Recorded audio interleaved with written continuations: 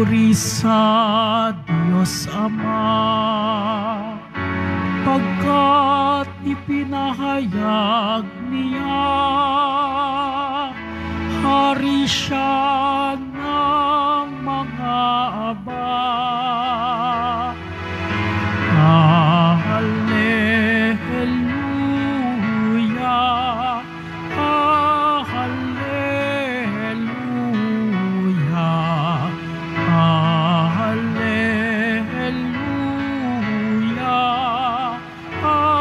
hallelujah.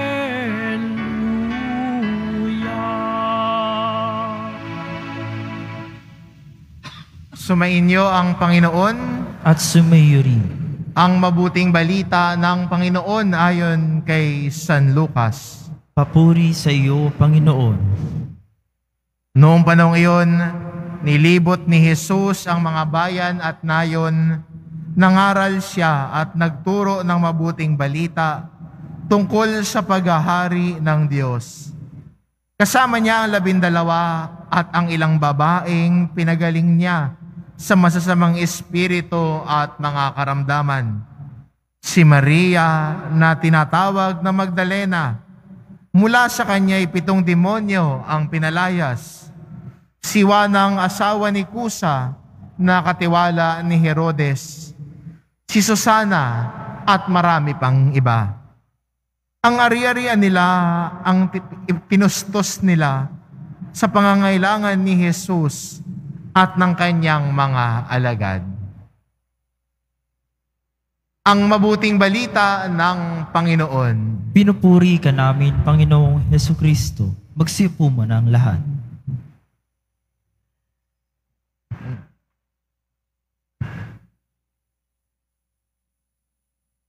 Sabi ho sa ating unang pagbasa, ang pagmamahal sa pera ay ang ugat ng lahat ng kasalanan. Tandaan po natin, hindi masama magkaroon at maghangad ng pera. Hindi masama yun. Kaya nagtatrabaho para kumita, magkaroon ng hanap buhay. Yung iba nga ho, niyayakap ang sakripisyo ng pagiging ibang bansa para lang may pangtustos, maabot ang pangarap. Saan mo nga ba naman kukunin ang pambayad ng kuryente, tubig? Dagdag mo pa yung internet. Dati ho, tubig, kuryente lang ang iniisip. Ngayon may pangatlo na, internet.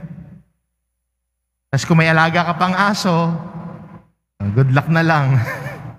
Mahal pa sa pagkain ng tao. Kung may mga anak ka nag-aaral, kailangan mo ng pera pang bayad ng tuition fee. Gagamitin sa eskwelahan. Hindi masama na magkaroon ng hanap buhay. Sa katunayan nga ho, ang paghahanap buhay ay nagdadala sa atin patungo sa kabanalan.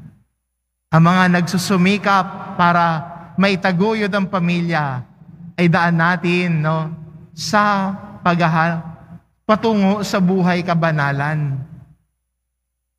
Kailan nagiging masama ang pera? Kung yun na ang iniibig mo. Imbis na sana ang pera na meron tayo ay maging lingkod natin. Lingkod ho ang pera, hindi Panginoon natin. Ulitin ko ho, lingkod ang pera, hindi Panginoon natin.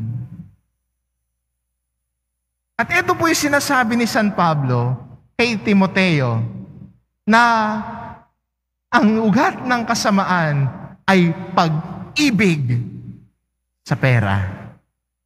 Kung ito na yung hinahanap mo, ito na yung naging pamantayan mo ng iyong buhay, ng kaligayahan mo, teka, may problema na tayo. Kung sa tingin mo, ito na yung bubuo sa iyo bilang isang tao, na ito na yung hinahabol-habol mo, na ang Diyos pwede mo nang isang tabi dahil hinahangad mo ay pera, may problema na tayo. Yung lingkod sana para sa ating buhay, nagiging master na natin. Yung sanang naglilingkod sa atin, yun na yung parang iniisip natin, ito ang bubuo ng pagkatao ko. Pero sino ba bumubuo ng pagkatao natin? Hindi ba ang Diyos? Diba? Hindi ba ang Diyos ang bumubuo sa atin? Hindi ba ang Diyos ang pumupuno ng pagkukulang natin? Hindi ba ang Diyos, kung buo ang tiwala natin sa Kanya, hindi ba ang Diyos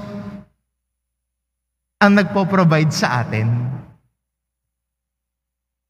Kaya naalala ko yung gospel verse na sinasabi ni Jesus, huwag kang mag-alala sa kakainin mo o isusuot mo. Kung ang mga ibon nga ay pinakakain ng Panginoon, ang mga damo na masusunog at malalanta ay dinaramtan ng Panginoon, ikaw pa kaya na mas mahalaga pa sa ibon at mga damo? Ikaw pa kaya na mas maganda sa mga bulaklak? Tingin mo hindi ka tutulungan ng Panginoon? Tingin mo pababayaan ka ng Panginoon? Ang sagot natin, buong tiwala, alam nating hindi. Kasi kahit kailan, hindi tayo pinabayaan ng Panginoon. Patuloy niya tayong ginabayan, patuloy tayong ginagabayan. At siya ay patuloy na pumapatnubay sa ating pangangailangan. Kaya hindi ba minsan, iniluluhog natin ang lahat sa Panginoon? At maganda ho yun. Binubuksan natin ang laman ng puso natin sa Panginoon. At minsan ay kailangan din, kahit yung mga pangangailangan natin, ay isinasalig natin sa Kanya. Naalala ko po nung ako'y nag-aaral sa seminaryo, siyempre kailangan namin ng pambayad sa aming board and lodging. At nung papasok po ako, hindi ko na alam kung saan ko kukunin yung pambabayad namin monthly. Ang mga problema na ho ako. Sa araw nagdasal po ako sa chapel ng seminaryo at sabi ko, Panginoon, alam ko, nariyan ka. Alam ko, hindi mo ako iiwan. Alam kong papatnubayan mo ako. Panginoon, hindi ata ako makaka-exam, wala pa po akong pambayad. Tulungan mo naman ako. Alam niyo ho, kinabukasan, may nakasalubong po akong pare. Yung parish priest ko. Dumaan siya sa seminaryo at sinabi sa akin, Jonathan, kamusta ka na? Sabi ko, okay lang po. Tapos tinanong niya ako, may maitutulong ba ako sa iyo? Wonderful question. Saktong-sakto. Sabi ko, Father, magpa-finals na po. May utang pa po ako. Wala akong pambabayad sa board and lodging namin. At bumulong siya sa akin, huwag ka mag-alala, ako na ang bahala sa board and lodging mo. Mag-aral ka, mag-exam ka. Sagot na natin ang board and lodging mo.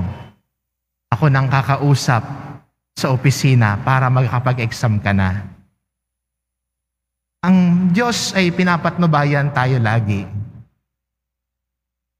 Kahit sa ating ebanghelyo, narinig natin sino yung mga tumustos sa mga pangangailangan ni Jesus at ng kanyang mga alagad.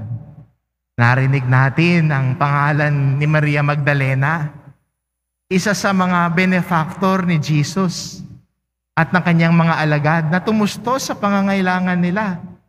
So hindi ho si Maria Magdalena yung babaeng na huling nakikipag-apid.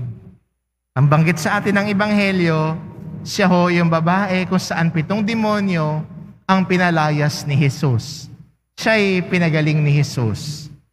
At dahil sa kabutihang tinanggap niya, yung kanyang kayamanan ay ginamit niya para sa paglilingkod.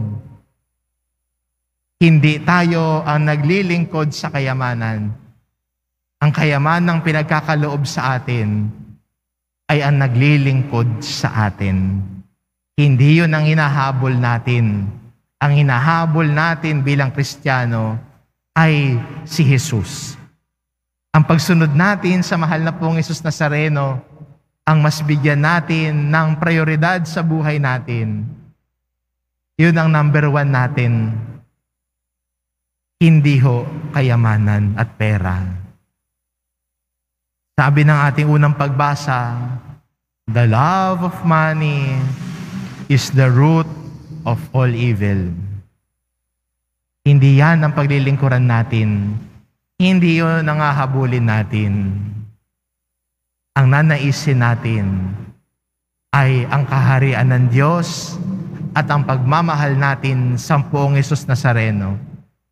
Siya ang bahala sa pangangailangan natin. Dahil ang Diyos, kahit kailan, hindi tayo pababayaan. Amen.